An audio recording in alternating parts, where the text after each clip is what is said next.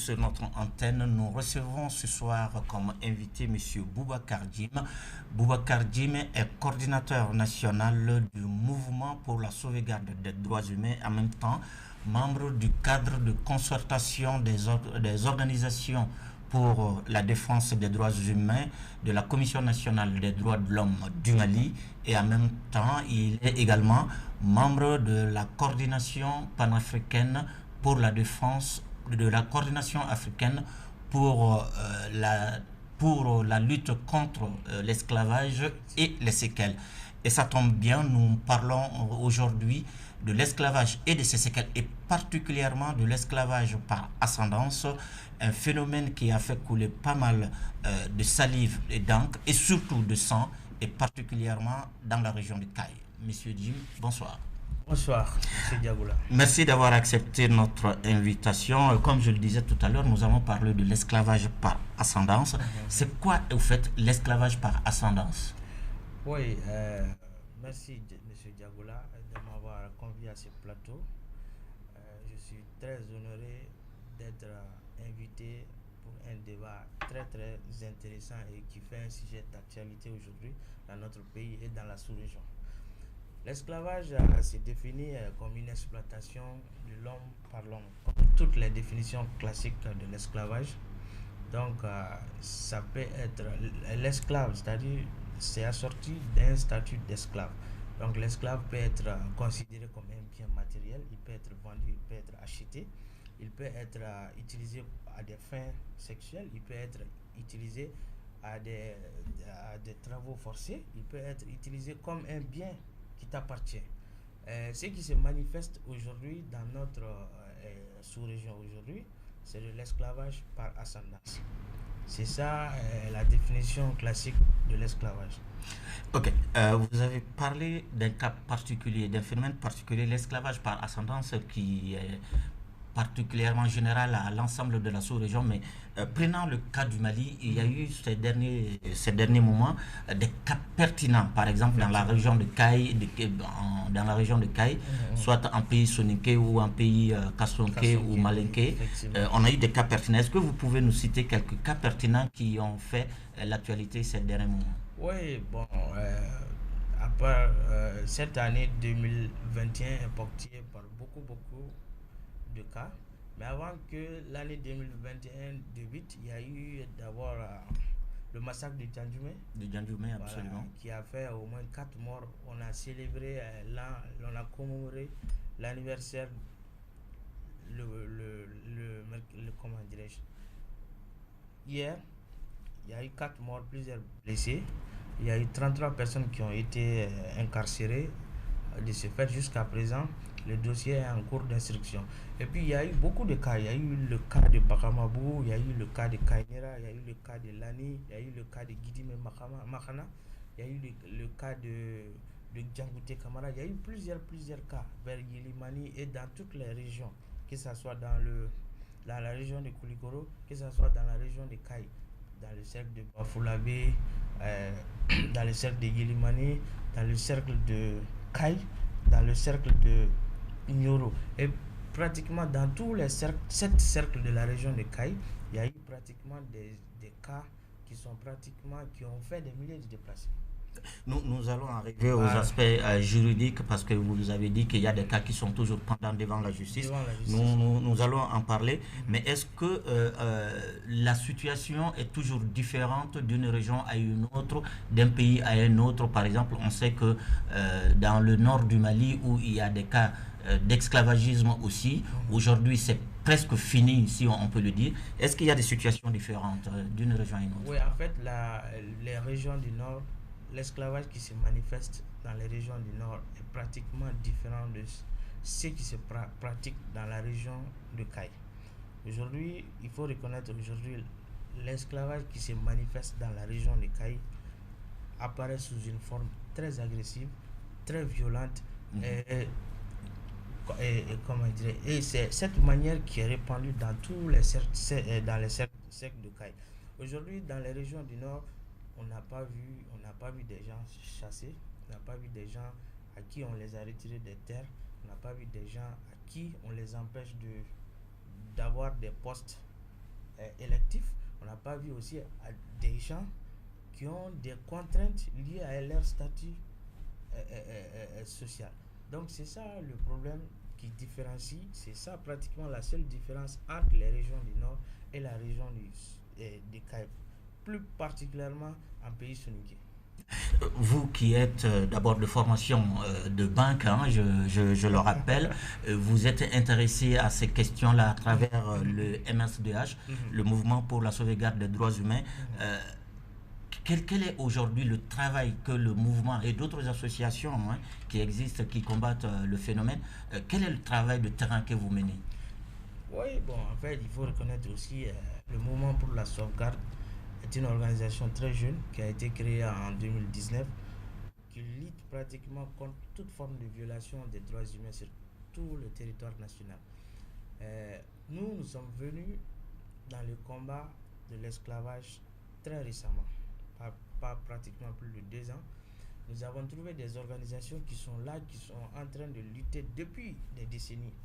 Je fais référence à l'organisation qui a été créée au nord, Temed, qui est une organisation très solide aujourd'hui, qui est l'une des premières organisations qui a lutté contre l'esclavage et qui a même proposé un avant-projet de loi qui criminalise cette pratique. C'est le lieu de les remercier. Donc nous, nos organisations, c'est-à-dire nous sommes, comment dirais-je, constitués en coalition. Et le Mouvement pour la sauvegarde fait partie de cette coalition de lutte contre l'esclavage. Temed fait partie. Il y a aussi une organisation soninké qui est créée récemment, il y a plus de 3 ans, qui est en train de tout faire pour vraiment éradiquer cette pratique. Nous sommes constitués en coalition de lutte nationale de lutte contre l'esclavage. Et les activités de cette coalition, c'est quoi? C'est surtout d'abord la sensibilisation. On sensibilise, on fait des activités d'éducation, on fait des activités de formation, on fait aussi des activités de dénonciation de ces pratiques horribles. Donc toutes nos activités tournent autour de la sensibilisation. On ne peut pas parler aussi de sensibilisation sans qu'il y ait un volet répressif. Donc dans nos activités, on sensibilise d'abord, ensuite on parle aussi du volet répressif pour des cas qui ont dépassé le cadre de sensibilisation et d'éducation. Nous allons venir au rôle de l'État et de ses démembrements, mais pour vous, en tant que société civile, je crois que tout dernièrement, vous avez organisé pas mal d'activités de sensibilisation, telles que le Forum de CAI, qui a réuni un bon aéropage d'acteurs qui luttent contre l'esclavagisme. Et d'ailleurs, tout dernièrement aussi à Bamako, il y a eu un forum international où on a vu la participation de la Mauritanie, de la Guinée, du Sénégal, etc. Parlons-nous un peu du forum de CAI qui a eu une répercussion, je crois notamment auprès même des populations locales. Oui, effectivement, il y a eu le forum de CAI au début du mois d'août. Avant qu'il y ait le forum de CAI, il y a eu plusieurs forums. Le mouvement pour la sauvegarde des droits de l'homme, en partenariat avec le Rassemblement malien pour la fraternité et le progrès, reconnu sous le nom de Kambana, on a organisé une conférence sous-régionale le 22 mai 2021 qui a réuni beaucoup d'acteurs internationaux et beaucoup d'acteurs nationaux avec des institutions internationales et nationales aussi. Donc nous avons fait une série de recommandations qui tournent autour de 40 résolutions. Donc on a parlé de ça de fond en comble et les résolutions ont été présentées à qui des droits. Ensuite, après le forum régional, après le forum, la conférence de Bamako, il y a eu le forum régional de lutte contre l'esclavage qui a été organisé par l'association Temed et ses partenaires. C'est le réseau G5 Sahel de lutte contre l'esclavage qui a organisé cette activité. Et il y a eu plein de séries de recommandations ensuite.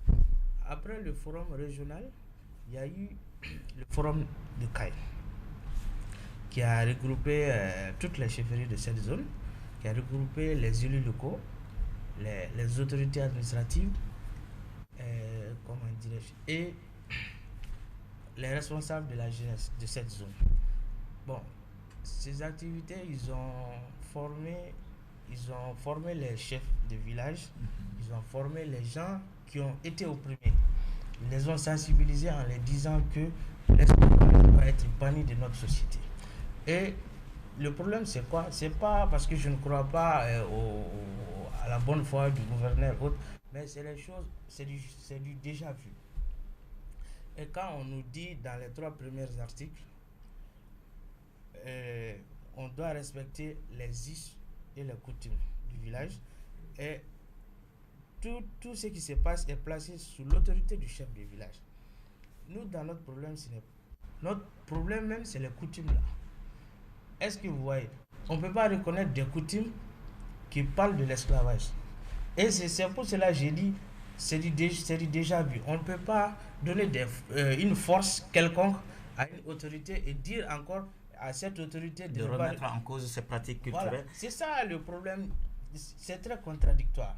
Donc, on est d'accord pour les activités de sensibilisation, pour la bonne foi du gouverneur, mais cette charte issue de ces forums ne peut pas résoudre ce problème là où on est actuellement. Alors, si je vous comprends bien, c'est qu'il y a une contradiction entre le droit positif et le droit traditionnel, le droit coutumier. Parce que dans le droit coutumier, effectivement, on reconnaît quelques pratiques qui se ressemblent beaucoup à l'esclavage, ou au moins qui l'entretiennent et qui... Voilà. Mais quel est le rôle aujourd'hui de l'État? Parce que je crois savoir qu'il n'y a pas, en termes de justice, il n'y a pas un arsenal législatif et réglementaire qui puisse prendre en question tout ce qui se passe aujourd'hui. Par exemple, il y a des cas pendant devant la justice et la justice n'arrive pas à en juger convenablement parce qu'en termes d'arsenal juridique et réglementaire, c'est presque un vide. Oui, quand on parle d'État, il y a l'exécutif, il y a le judiciaire et le législatif. Le judiciaire aujourd'hui, on peut dire à tous les outils qu'il faut pour réprimer cette pratique. Il y a combien de lois au Mali qui ont été votées à l'Assemblée qui ne sont pas appliquées? Combien de lois? Yeah. Toutes nos activités tournent autour de l'adoption d'une loi. C'est vrai, il faut une loi, elle est nécessaire aussi pour un arsenal juridique, conforme aux outils des magistrats. Maintenant, et les infractions qui découlent de cette pratique, c'est des infractions des droits communs, des coups et blessures volontaires, des assassinats, des pillages, c'est-à-dire des dommages à la propriété mobilière et immobilière, des pillages, des incidents, des incitations à la haine, à la violence, des incendies volontaires. Et ça, c'est des infractions dont le code pénal a prévu des sanctions. Donc, si on se réfère uniquement,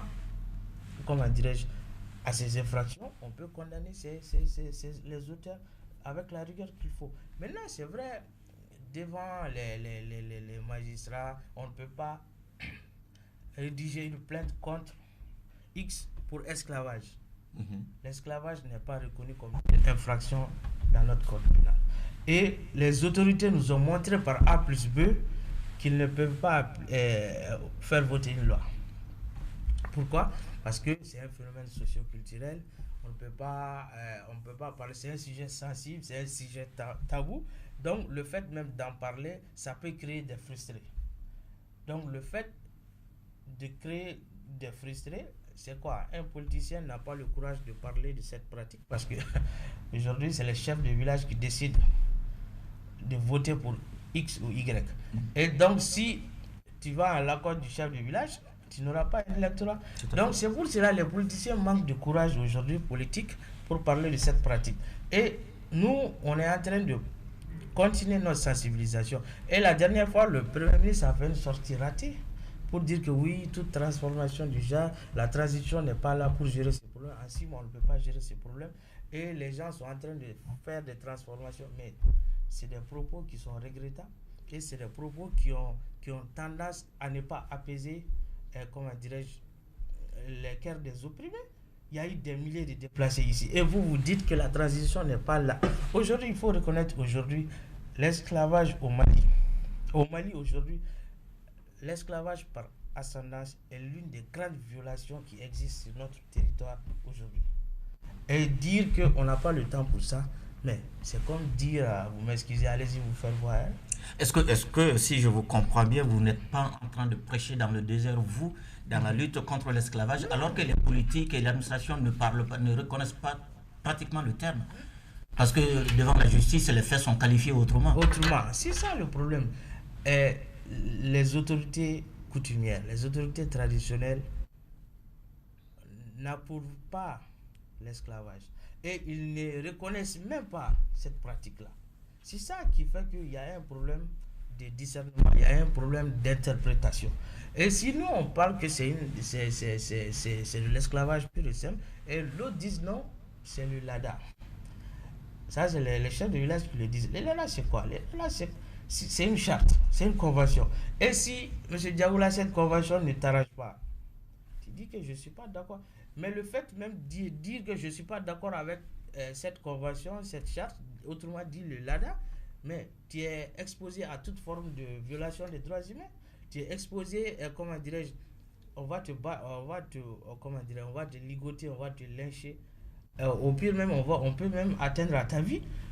À cause de ça, beaucoup de personnes ont quitté leur village pour ne pas être la cible de tous les jeunes. En fait, c'est les jeunes qui sont manipulés par des chefs de village dans ces communautés. Et c'est la jeunesse de cette communauté qui qui exige l'application stricte de cette convention de ce LADA-là.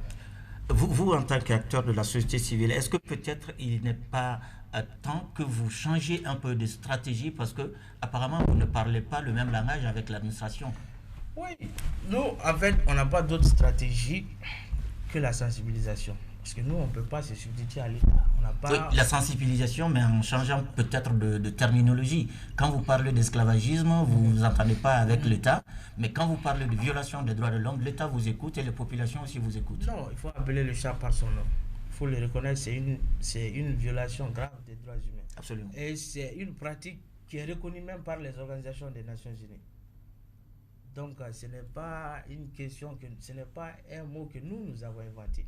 Et ce n'est pas aussi quelque chose qui est... On n'a pas manipulé des gens et les gens n'ont pas été manipulés. Il y a des victimes. Il y a des milliers de victimes ici.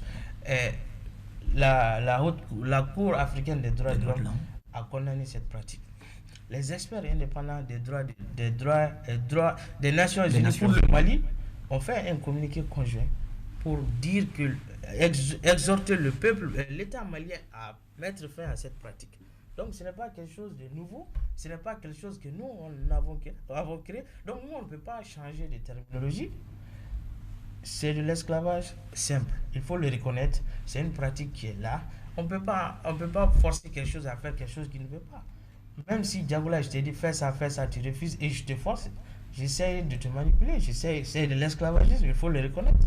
Donc nous, on n'a pas d'autre terminologie scientifique à part cette terminologie-là. Vous, en tant que coordinateur national du mouvement pour la sauvegarde des droits humains, vous avez participé sur le plan continental à pas mal de rencontres. Est-ce que dans les différents pays, on a légiféré sur la question et comment est-ce que le processus a abouti dans ces pays? Oui, par exemple, on prend le cas de la Mauritanie, le cas du Niger. Du Niger. En fait, c'est des pays qui ont fait pratiquement plusieurs années de lutte pour cette loi. Mais on voit aussi, c'est vrai, la Mauritanie, le Sénégal n'a pas de loi. Mais la Mauritanie a une loi. Mais jusqu'à présent, on continue de violer les droits de ces individus-là. Et on voit aussi que l'État, jusqu'à présent, n'arrive pas à être clair sur cette question. Maintenant, concernant le Mali, les autorités, c'est-à-dire l'administration nous a montré que c'est vraiment difficile de faire voter une loi à l'Assemblée. Maintenant, ils ont utilisé des consultants internationaux, c'est-à-dire, je ne vais pas citer les noms de ces organisations-là, pour relire le code pénal du Mali. Donc maintenant, en faisant une relecture du code pénal, ils vont insérer l'esclavage comme une infraction dans ce code pénal. Et c'est la manière la plus facile pour l'État d'insérer l'esclavage dans le code pénal au lieu de voter une loi. Parce que c'est purement politique pour faire légiférer. C'est purement politique et c'est voire même impossible.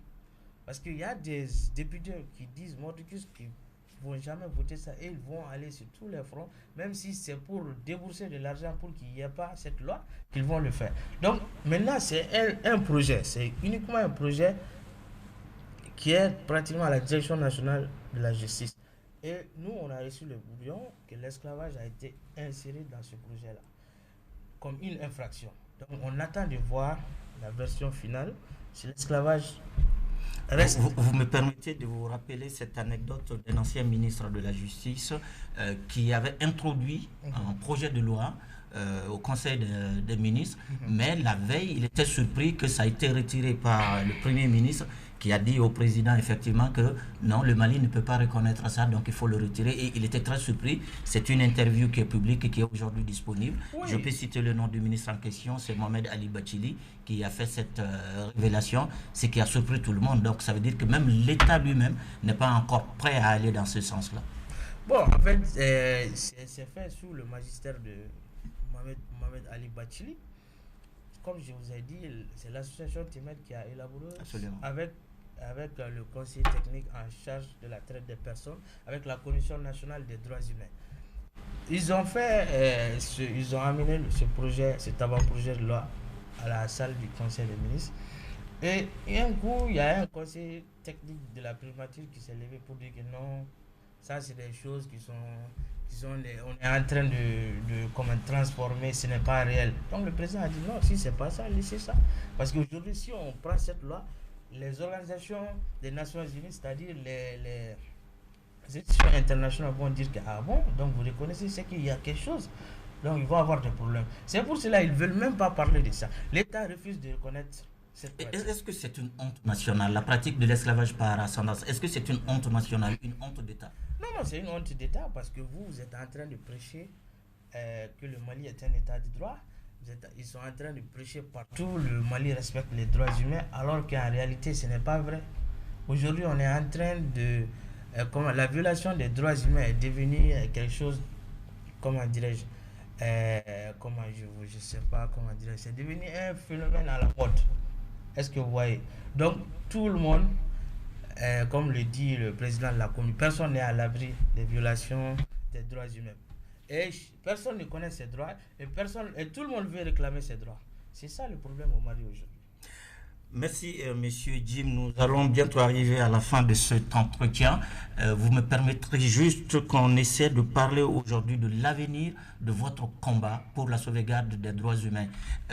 Comment est-ce que vous voyez la suite de cette lutte noble qui est pour vraiment la réhabilitation de l'être humain dans son intégralité et dans sa dignité? Oui, moi je suis très confiant pour la suite de cette lutte-là, parce qu'il faut savoir aujourd'hui, il y a beaucoup de personnalités, il y a beaucoup de victimes, il y a beaucoup de gens qui croient à notre combat. Et nous avons beaucoup de soutien, comment dirais-je, des personnes physiques qui nous soutiennent et qui nous ont même déclaré qu'ils sont prêts à tout pour nous aider dans ce combat. Donc nous, aujourd'hui, on ne peut pas faire machine arrière. Parce qu'on a tellement de gens qui comptent sur nous, sur le fait même qu'on fasse des sorties médiatiques pour parler de cette activité. Vous voyez, ça va apaiser les cœurs de certaines personnes.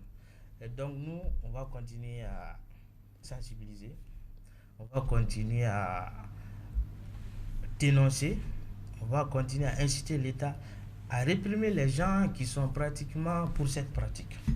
Donc, si on est en train de reconnaître les autorités des chefs de village, de temps en temps, chaque fois on le dit, oui, le chef de village reste le chef suprême du village, et là, il va faire ce qu'il veut dans son village. Il faut qu'on lui montre qu'il est chef de village, mais il n'est pas là pour forcer des gens à être des descendants d'esclaves, à être des esclaves. Imaginez-vous les régions de Caille. Les gens qu'on dit descendants d'esclaves, c'est des gens qui viennent du Mali, des camarades de Konaté, des Djara, des Traoré, des Kanouté. Est-ce que vous voyez? Des Bari, des Diallo, on les traite comme des descendants d'esclaves. Vous voyez, c'est révoltant, c'est ahurissant. Donc nous, aujourd'hui, on ne peut pas s'asseoir et voir comment nos compatriotes, c'est-à-dire nos parents sont traités. Parce que Les gens qui viennent du nord, les gens qui viennent du centre, du sud, de l'ouest, de l'est, nous sommes tous des Maliens. Il faut que les gens sachent que nous sommes tous égaux devant la justice, devant les autorités. Donc, il n'y a pas de sous-homme, il n'y a pas de demi-homme. Un homme reste un homme. Tu es un chef de village, tu es là pour coordonner les activités du village, pour la bonne marche du village. Mais tu n'es pas là à dire que lui, il est esclave, lui, il est, comment dirais-je, noble. Nous, on n'est pas là pour ça. Si vous voulez vraiment que cette pratique continue et cesse, il faut réellement que les chefs de village soient remis à leur place. Moi, c'est ça la condition sine qua non, qu'on les dise, vous n'êtes pas là pour traiter les gens d'esclaves. Vous êtes là pour la bonne marche du village. Vous n'êtes pas là pour dire que telle personne est noble, ce champ appartient à telle personne, ce champ appartient à telle personne. Non. Des gens qui sont là pendant des siècles en train de cultiver une terre et dit tout à coup, oui, ils ont refusé de, comment dirais-je, de tuer un bœuf pour moi. Donc moi, je vais les retirer les champs. Ça, c'est de l'abus de pouvoir. Et ça, c'est devant les autorités judiciaires. Souvent, on nous dit que non, allez-y gérer entre vous. C'est parce qu'on n'arrive pas à gérer entre nous qu'on fait des recours juridiques. C'est ça le problème. Donc, il faut qu'on mette à la disposition de la justice, du département de la sécurité, les moyens adéquats pour pallier à cette pratique. Il y a eu des blessés, il y a eu des morts. Justement, j'allais vous demander, parce que vous avez beaucoup parlé des chefferies traditionnelles qui posent un problème, mais il y a surtout les victimes. Qu'est-ce que vous avez à dire aux victimes aujourd'hui? En fait, ce que j'ai à dire aux victimes, jusqu'à présent, de patienter. Parce que nous, on n'a rien à dire aux victimes aujourd'hui, parce qu'on a un devoir de retour vers ces victimes. Aujourd'hui, ce sont les autorités à qui nous faisons face. Parce que, regardez, à Bamako, il y a au moins plus de 300 déplacés. En interne, dans la région de Kaï, il y a des milliers, voire à peu près 4000 déplacés. Et ces gens, ça fait 3 ans qu'ils ne cultivent pas. Et Diagola, ton grand-parent qui était au village pendant des siècles, il vient à Bamako, 3 ans, 4 ans, il ne cultive pas. Mais lui, il n'aime même pas rester sur cette terre encore. Donc, c'est ça la question. Et nous, on a rencontré le ministre en charge des déplacés. On a rencontré le ministre de la Justice. On a rencontré le ministre de l'administration territoriale. Et tous, ils nous ont confirmé que le président de la transition a interpellé tous les ministres. Et le Premier ministre, lors de sa déclaration de politique générale, et il sort pour dire que non, ils n'ont pas le temps pour ça. J'ai fait une tribune pour ça. J'ai dit soit le Premier ministre est en déphasage avec ses ministres, soit ce sont les ministres qui sont en train de nous mentir. Vous m'excusez du terme. Donc, nous, on ne comprend pas. On est pratiquement perdus. Il faut qu'ils nous clarifient leur position exacte pour qu'on sache réellement si réellement l'État veut lutter contre cette phénomène. pratique. Comme sur l'instruction de l'Organisation des Nations Unies. Mais ils sont en train de nous montrer aux organisations des Nations Unies qu'aujourd'hui, la lutte contre les violations des droits humains est un combat qu'ils ont pris à bras-le-corps. Alors que c'est